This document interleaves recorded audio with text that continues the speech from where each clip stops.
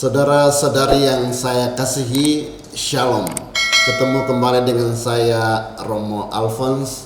Semoga kita semua sehat walafiat dan selalu diberkati oleh Tuhan. Pada kesempatan ini, saya mau berbicara tentang kritik agama.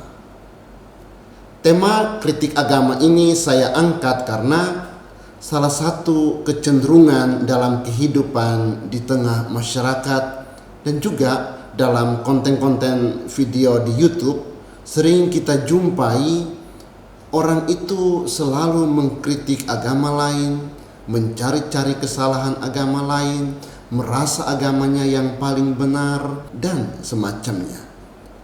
Dan jarang sekali para pengkritik itu melihat agamanya sendiri atau mengkritik agamanya sendiri. Apa itu kritik agama? Kritik agama adalah kritik terhadap agama itu sendiri. Kritik itu ditujukan kepada segala sesuatu yang berhubungan dengan agama, termasuk segala sesuatu yang merupakan hal esensial dalam agama. Kritik yang dilancarkan terhadap agama itu bertolak dari pendirian umum ilmu pengetahuan bahwa tak ada sesuatu pun itu luput dari peneropongan akal budi. Bahkan Allah yang digambarkan dalam teologi atau dalam keyakinan agama tertentu atau juga oleh wahyu yang menempatkan agama dalam satu ruang yang tak boleh dipertanyakan lagi, tidak lepas dari kritik.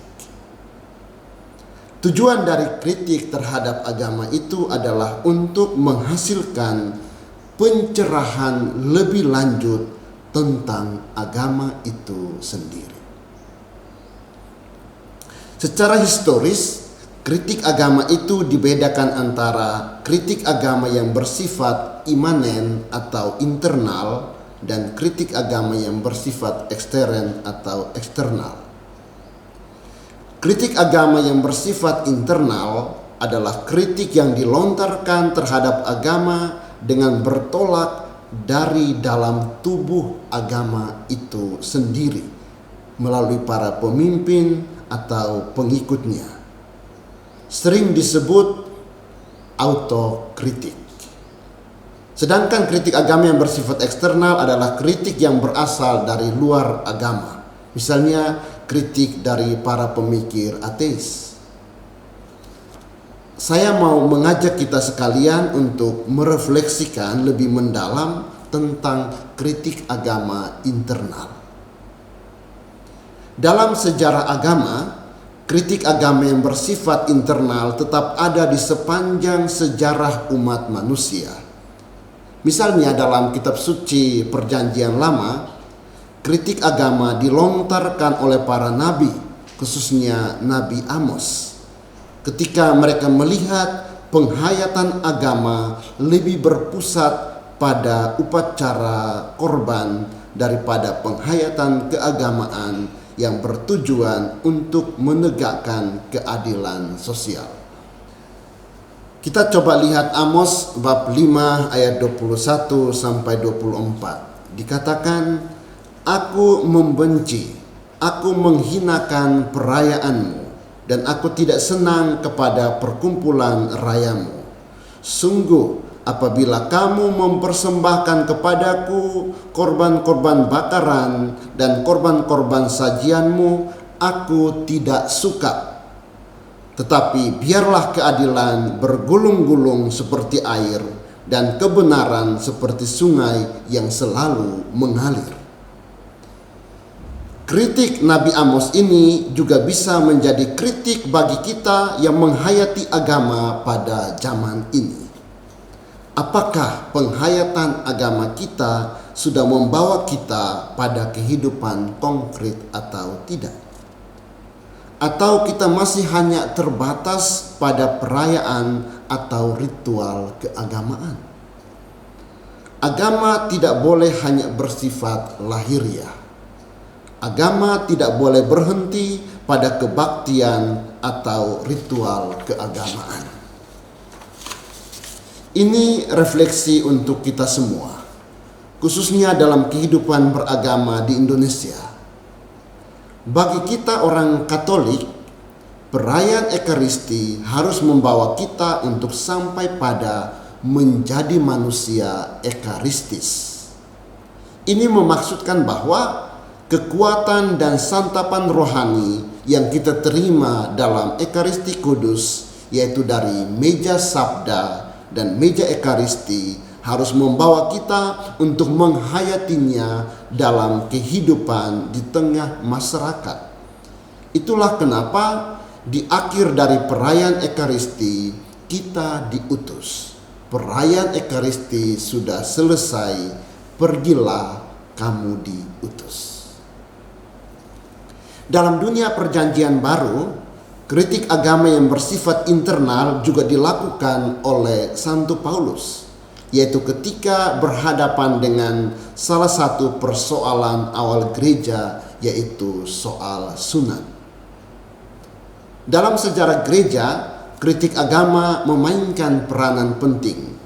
Gereja Katolik terus memperbaharui diri, Ecclesia Reformanda, itu juga karena peran dari kritik internal agama. Gereja tetap membutuhkan kritik internal agar terus memperbaharui diri, supaya gereja terus mewartakan kerajaan Allah sebagaimana dikehendaki oleh Kristus di sepanjang zaman. Perlu diingat bahwa kritik itu harus didasarkan pada kasih yang tulus, dan itu terekspresi lewat kata-kata yang diucapkan. Kritik yang membangun dan memberi solusi itu sangat penting. Bukan kritik karena ada kepentingan tertentu atau karena ada luka batin. Janganlah mengeluarkan kata-kata yang menuduh, memfitnah, menghakimi, dan lain semacamnya. Itu bukan kasih. Sebab kasih itu murah hati, kasih itu lemah lembut, kasih itu rendah hati, dan lain semacamnya. Kritik agama yang bersifat internal itu sangat dibutuhkan oleh semua agama. Masing-masing agama harus melihat dirinya, terus merefleksikan kehadirannya agar tetap pada jalan yang benar dan tepat sebagaimana yang dikehendaki oleh Tuhan. Masing-masing agama harus terus-menerus menafsirkan ajarannya agar dapat dihayati dengan benar dalam kehidupan yang bersifat pluralistik. Semua agama hendaknya lebih melihat intern agamanya, terus melakukan kritik internal agama agar menghasilkan pencerahan yang lebih lanjut tentang agama sendiri, dan akhirnya dihayati dengan benar dalam kehidupan berbangsa dan bernegara yang bersifat pluralistik. Di tengah kecenderungan orang untuk mengkritik atau menjelekkan agama lain dengan berbagai macam motivasi, atau lebih cenderung menganggap agamanya paling benar dan menganggap agama lain salah, kritik agama yang bersifat internal atau imanen itu sangat penting. Di tengah pluralisme agama, hendaknya kita memegang prinsip ini. Pahamilah ajaran Anda dengan benar dan hayatilah dalam hidupmu. Hormatilah agama dan ajaran orang lain. Uruslah agamamu. Jadilah agama yang tampil sebagai garam dan terang di tengah dunia. Dan janganlah mencaplok umat agama orang lain dengan berbagai macam cara atau berbagai macam dalih. Yang terakhir ini sangat penting karena ada orang-orang tertentu yang selalu dengan berbagai macam cara berusaha untuk mencari pengikut. Sering berkhotbah dengan motivasi mencari pengikut atau menarik pengikut agama lain. Bahkan ada yang mendatangi rumah-rumah orang lain dengan memberikan penginjilan, dengan menafsirkan ayat-ayat kitab suci untuk kepentingannya. Seringkali kitab suci atau ayat-ayat kitab suci diperalat untuk kepentingan-kepentingan tertentu. Inilah yang seringkali mencoreng citra kekristenan. Maka kalau ada orang-orang yang melakukan hal demikian, datang dari rumah ke rumah, kemudian mempengaruhi orang supaya ikut agamanya, semoga tidak terjadi lagi. Berhentilah, stop. Jangan lakukan lagi di negara NKRI ini. Berhentilah dengan cara-cara demikian. Bertobatlah. Dalam kehidupan bermasyarakat, berbangsa dan negara, marilah kita membangun toleransi. Membuang jauh-jauh sikap intoleran.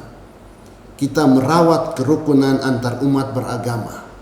Bergandengan tangan bekerja sama untuk memperjuangkan keadilan, kedamaian, kerukunan, kemanusiaan, tetap menjaga NKRI, serta memperjuangkan bonum commune atau kesejahteraan bersama. Inilah tugas kita semua. Semoga Tuhan memberkati bangsa dan negara kita ini agar meskipun plural, kita tetap hidup rukun dan damai, saling menghormati antar umat beragama. Semoga para pemimpin agama tampil sebagai orang-orang yang mempromosikan keadilan, kedamaian, kerukunan antar umat beragama. Hendaknya semua agama terus melakukan kritik internal agama, autokritik, agar dapat menghasilkan pencerahan yang lebih lanjut tentang agama, dan akhirnya dihayati dengan benar dalam kehidupan berbangsa dan bernegara yang pluralistik ini. Itulah yang saya sampaikan. Semoga Tuhan memberkati kita semua. Berkah dalam.